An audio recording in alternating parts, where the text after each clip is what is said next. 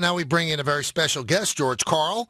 Obviously, outstanding college player, outstanding coach in the NBA. Has a book out, Furious George. George, thank you for joining us. Michael, Don, and Peter here. How you doing today? Good. Staying busy. I bet you are. This book has certainly got a lot of attention. And some of the things you wrote about and some of the difficulties in coaching certain sorts of stars and certain sorts of players. And we've been talking all day and yesterday about, Derrick Rose just going AWOL without even calling. And, Don and I were talking, how do you even coach in this day and age? I mean, because doesn't the player have all the power?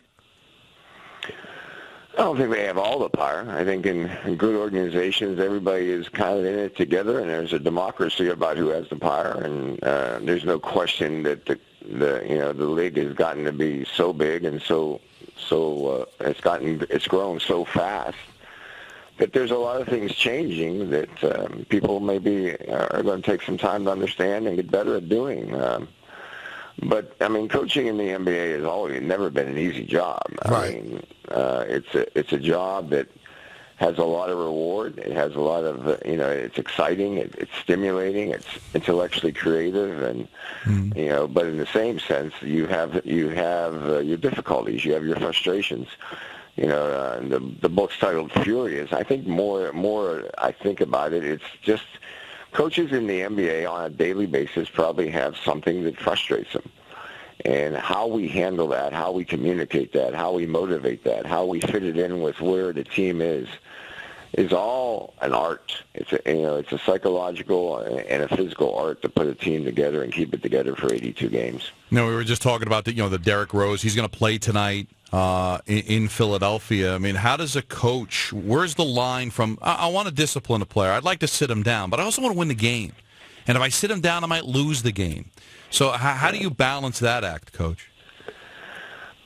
In general, I would think, I think in the NBA you get paid to win games, and so the punishment to a player is probably got to be more individualistic rather than team-oriented. But there are times it reaches the point where the statement's got to be made that you can't do this, and if it's the strongest statement is by a suspension or not a benching, then that has to happen. But in general, I think I moved and gravitated to discipline being individual.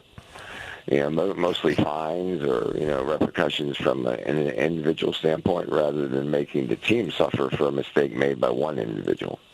Now, George, excerpts of the book started leaking out a while ago, and the reaction has been swift and sometimes furious. And, I mean, did you expect Kenyon Martin to react as viscerally as he did? And Carmelo keeps saying no comment, but he doesn't seem like he's happy about what was written. Did you expect this at all?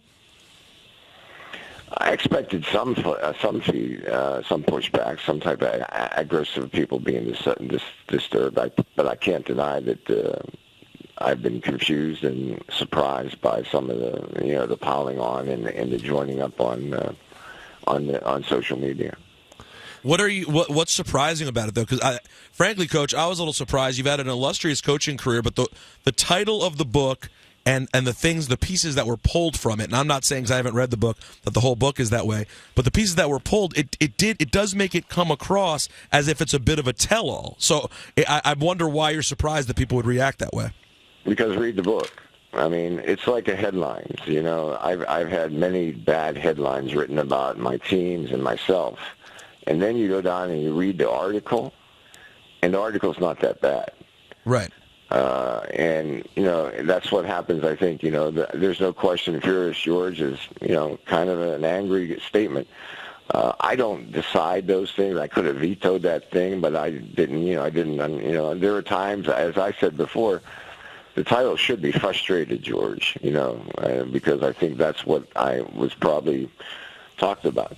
I think the book's 260 pages long, and there's probably 230 pages that have nothing to do with maybe the disagreements and the excerpts that you've been reading. So I just say read the book, the flow of the book. Yes, I said some things that I felt, and they are my opinion, and that have some truth that probably hurt some other people.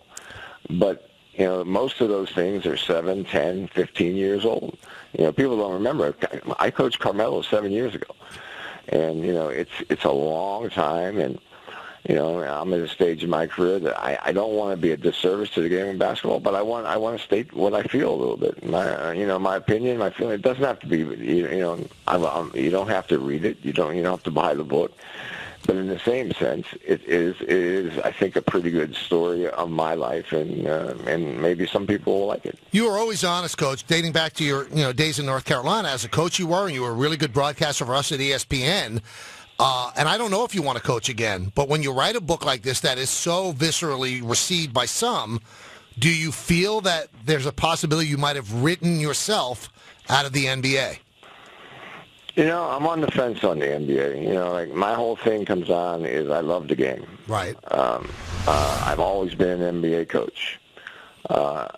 I really personally think the guy that would hire me again in the NBA is probably someone that really wants to hire George Karl, and this book probably is not going to matter. But I can see why people would think it does matter.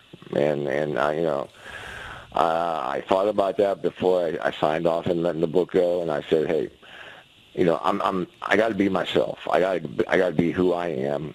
My record's pretty damn good. I enjoyed a lot of success, a lot of winning, and a lot of good teams, and there's a lot of good stories in the book about those teams and about those situations.